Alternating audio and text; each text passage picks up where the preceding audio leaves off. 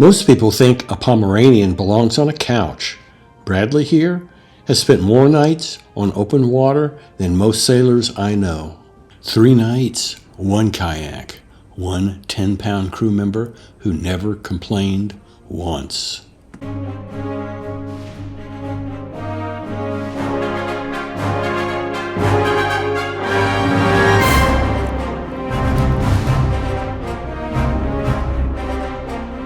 I've paddled the Gulf and North Carolina coast for years, solo, just me, the boat, and whenever the water decides to throw at me. But this trip, I wanted to see if Bradley could handle it.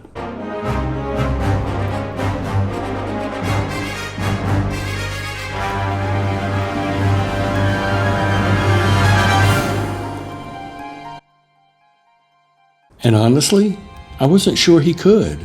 A Pomeranian isn't exactly built for expedition life. But I learned something about small things in big places. They tend to surprise you. What I didn't expect was what happened on night 2, but I'll get to that. The first hour tells you everything. Either the dog panics or the dog settles. Bradley settled.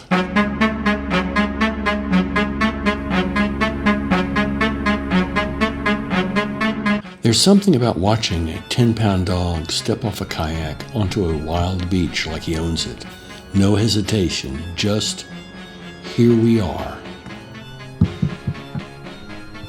So I bought a gas can at ERI, and when I got out here, it was empty, so I had to make a little cooking fire. It's working just fine. It does blacken the pot, but it works just fine. Camping with a dog changes the rhythm.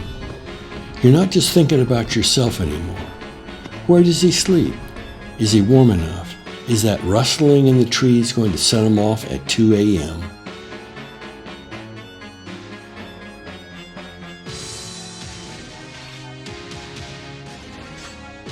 But here's what I noticed. Bradley didn't just adapt. He belonged. Like something in him recognized this. The campfire, the open air, the sound of the water. He wasn't a pet on a trip.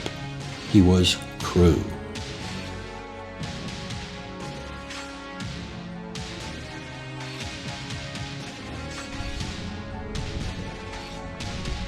Night 2 on the water is where the trip stops being a trip and starts being something else.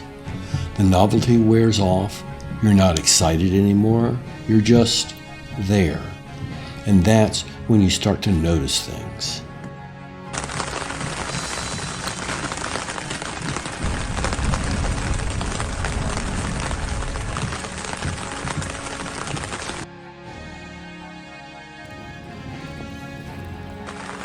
This isn't rain on the water. It's thousands of birds, shoulder to shoulder, riding the swell. Bradley and I thought we were alone out here. Turns out we paddled straight into rush hour.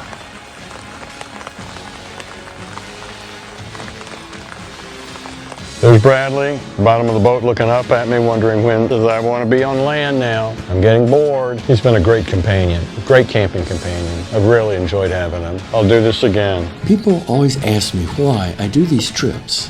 Why paddle for days when you could just not? And I never had a good answer. But watching Bradley, ears up, nose into the wind, scanning the horizon like a captain, I think he gets it. The answer isn't a reason. It's a feeling.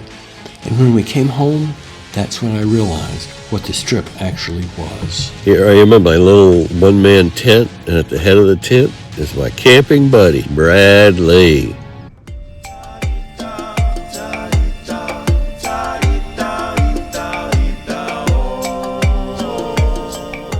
Three nights, many miles, 0 complaints from the 10-pound crew member.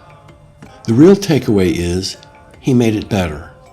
Having him there changed how I experienced the trip. I slowed down. I noticed more. I had to think about someone other than myself.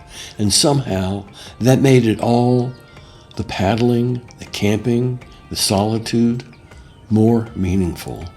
If you've ever thought about bringing your dog on the water, do it. Start small, a day trip. See how they respond. You might be surprised.